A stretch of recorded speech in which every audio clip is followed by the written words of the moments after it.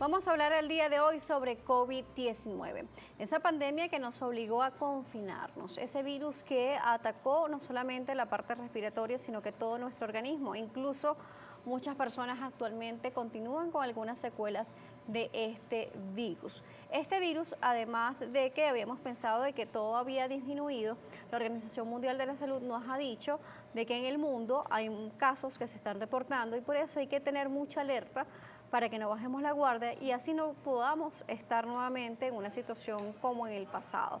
¿Qué nos dejó de aprendizaje el virus más allá de todo lo que nos sucedió, estar alejado de nuestros seres queridos, trabajar a través de la distancia en muchas oportunidades, el teletrabajo, muchas modalidades? Pero ¿qué nos dejó de enseñanza para poder prevenir este tipo de enfermedades contagiosas? Justamente hoy nos acompaña la doctora María Graciela López, médico infectólogo y también expresidenta de la Sociedad Venezolana de Infectología. Un gusto recibirla, bienvenida. Gracias, Daniela, un placer.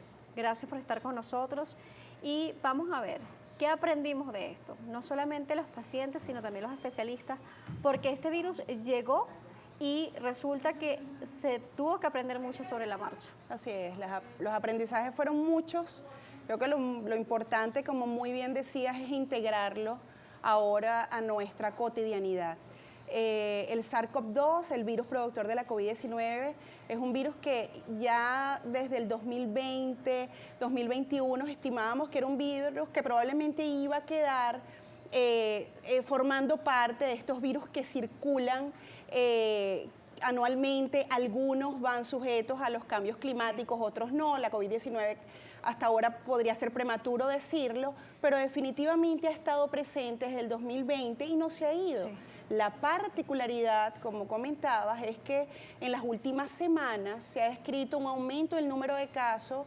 La Organización Mundial de la Salud habla de que al menos 50 países, que son los que se mantienen reportando casos, han hablado de un aumento en el número de casos y de hospitalizaciones del 46%, e incluso en esos países un aumento en los ingresos a las unidades de cuidados intensivos, lo que por supuesto encienden las alarmas del mundo y nos hace evaluar qué está ocurriendo y particularmente entender que en Venezuela también han aumentado casos de enfermedad respiratoria.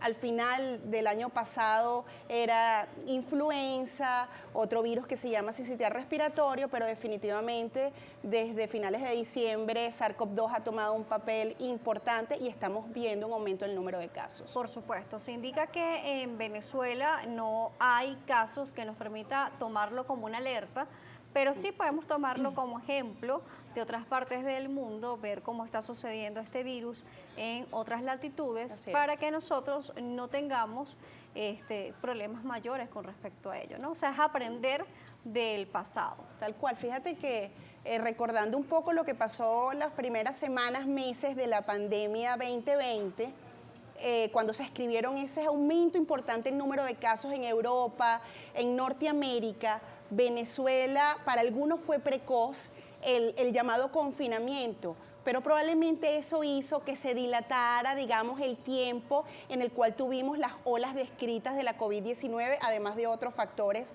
que en ese momento vivía el país. Es decir, tomar las medidas en función a lo que está ocurriendo en otras latitudes siempre va a ser beneficioso, y insistimos en que en Venezuela están consultando más las personas, adultos y niños, por cuadros respiratorios, y aquellos que tienen la oportunidad de hacerse la prueba en las últimas semanas, al menos 2 semanas, hemos visto un aumento de la COVID-19. Por supuesto. Vemos también cómo la vacunación, pese también al rechazo de diferentes movimientos en el mundo, disminuyó también los casos de mortalidad, porque este virus se le llamaba al principio como un virus mortal. Y ya hemos visto que a pesar de que el virus pueda entrar en nuestro organismo, si tenemos las defensas necesarias, no hay casos de mortalidad, aunque, como lo decíamos al principio, muchos aún conservan secuelas. Así es, las vacunas Hoy en día la mortalidad y gravedad por la COVID-19 es prevenible por vacunas. Entonces podemos decir que sí, que es una enfermedad prevenible por vacunas, esa gravedad y la mortalidad. Hay muchas personas que se vacunan y dicen, bueno, me vacuné y me dio la COVID-19. Bueno, la vacuna realmente no protege de que tengas los síntomas de una enfermedad leve, pero sí de enfermedad grave, y ha sido definitivo su impacto para disminuir la mortalidad, para disminuir las hospitalizaciones. ¿Qué está ocurriendo? Que el virus también busca mecanismos de evadir la respuesta y la protección por vacunas. Este virus ha mutado desde el año 2020 hasta el día de hoy, y por eso muchos países plantean la actualización de las vacunas para mantenernos protegidos. Por supuesto. Además vemos muchas variantes y subvariantes, demasiadas, diría yo. Así es. Realmente, o sea, este virus ha tratado de verdad de sobrevivir en el tiempo y poder perpetuarse. Sin embargo, esas medidas que podamos estar tomando nos ayudan a que no sea tan fuerte como al principio, Sí, ¿no? la vacunación definitivamente es protectora. Las vacunas actualizadas hoy se describen que la protección es superior al 86% para hospitalización y mortalidad. Y también hay que tomar en cuenta que el virus ha mutado, ha cambiado, pero afortunadamente no ha ganado en severidad. Se transmite más fácil, la transmisión incluso se hace muy rápidamente. Estos 5 o 6 días que hablábamos clásicamente, en algunos casos se ha reducido el tiempo de incubación desde que, digamos, tuve contacto con el virus hasta que manifesté los síntomas. Pero la severidad de estas nuevas variantes pareciera hasta ahora haber disminuido, y eso definitivamente son buenas noticias, y no quiere decir que nos vamos a relajar y bueno, vamos a dejar de tener las medidas preventivas, sobre todo para las personas más vulnerables. Y estamos hablando de adultos mayores, de personas con algún grado de inmunosupresión, sea por cáncer, pacientes con VIH, también personas con diabetes, algunos enfermos renales, cardiovasculares, pulmonares, y los niños son, digamos, de las personas de más alto riesgo, sin hablar de las embarazadas, que también es un grupo muy especial. Claro, importante ver eso, por eso decíamos tomar el ejemplo y ver qué está pasando en el mundo y no bajar la guardia nosotros. Porque así, como bien se ha expresado a través del Ministerio para la Salud, en Venezuela no hay un sistema de alerta con respecto al COVID-19, y aunque no estamos indicando de que esto sea así, porque tenemos las autoridades indicándolo, lo que queremos es expresarles a ustedes que así como ustedes tomaron unas medidas para no enfermarse, pueden seguirlas tomando actualmente para poder seguir teniendo buena salud. Así es, el mensaje es preventivo ante el aumento del número de casos, no nada más de la COVID-19, en líneas generales de cuadros respiratorios. Tome las medidas preventivas que aprendimos de la COVID-19. ¿Y cuáles son? Bueno, el uso de mascarillas si tiene síntomas respiratorios y debe salir de casa. Es, digamos, por el bien común, evitar la transmisión a otros, entonces utilice la mascarilla si tiene que salir. El lavado de manos es fundamental, siempre va a ser una buena medida, no nada más para evitar los cuadros respiratorios, sino incluso las diarreas, que se transmiten también por contacto de heces, incluso consumo de heces, pero es otro tema. Pero el lavado de manos definitivamente va a ser una medida protectora para enfermedades respiratorias y gastrointestinales. Claro. Y el sentido común, que a veces dicen por ahí que es el menos común de los sentidos, pero a esa frase me parece tan odiosa. Pero decir, es real. Es real. Y decir que, bueno, sí, estoy en un sitio encerrado, no hay buena ventilación y hay mucha gente.